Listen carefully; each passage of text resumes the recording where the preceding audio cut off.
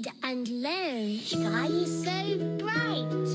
Smart kids grow with moonlight. Read and learn, shine so bright. Smart kids grow with moonlight.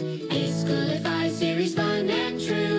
Learning dreams for me and you. Welcome to E-Schoolify series.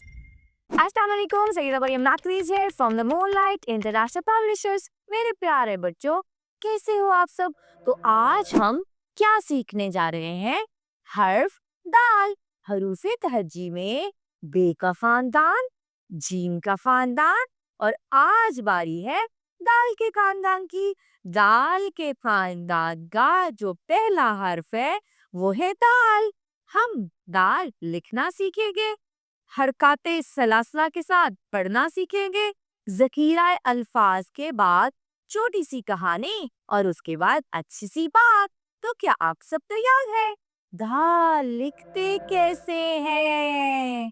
Danish ने डाला दुम्बे को दाना, दाल की कमर को गोल बनाना, दाल की कमर को गोल बनाना। The ज़बर दा, द ज़ेर दी, द पेश दू। दाल, दाल की आवाज है द। द कहता है दरवाजा, द कहता है दीवार, द कहता है दूध, द कहता है दरख्त। दाल, द, दरवाजा, दाल, द, दीवार, दाल, द, दूध, दाल, द, दरख्त। तो प्यारे बच्चों, दाल लिखना सीखा, पढ़ना सीखा और उसके ज़हीरे अल्फाज की पढ़ाई कर ली। अब मैं आपको एक छोटी सी कहानी सुनाती हूँ।